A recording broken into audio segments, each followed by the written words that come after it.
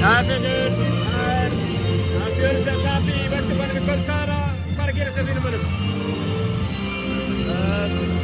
Það var bara, þú veist, þeir taka 17 sóknarfráköst og það var bara ofervitt fyrir okkur að vinna þeirra svoleiðis.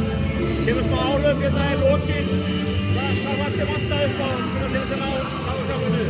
Já, hestumurinn, ég meina þetta er náttúrulega, sko, það er líka að segja, sko, það er hérna, við erum alltaf að fá einhverja Njarðvíkinga til þess að dæma hjá okkur, það eru 2 Njarðvíkingar að dæma, ég skil bara ekki á hvaða vegferð dómar það menn er. Það er alltaf í lagi að fá 1 Njarðvíking, en 2 Njarðvíkingar, þetta er bara eiginlega ekki, það er bara, þetta tækir þetta okkur og svo ekkert að fá, þetta er nákvæmlega sama. Við fáum óeigfaldamasta, villi fyrir öxli og öxli, þeir fá ekki neitt öxli, þetta er bara ekki alveg, ég skil bara ekki alveg hvaða vegferð þetta er sem þeir eru á.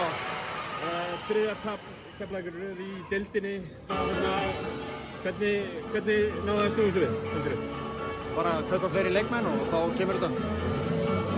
Einhverja sögursagnir að Callum Lawson sé á leiðinni inn fyrir Jared Rice er það satt eða?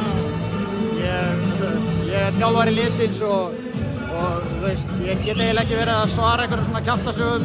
Þetta er kjaftasaga, algjör sko. Já, ég er að segja það, ég get eiginlega ekki svarað þeim sko. Ég meina, ég ætti að vera hræddar mitt starf heldur en starfi hjá einhverjum leikmönnum. Ertu hræddur þitt starf hjá félaginu?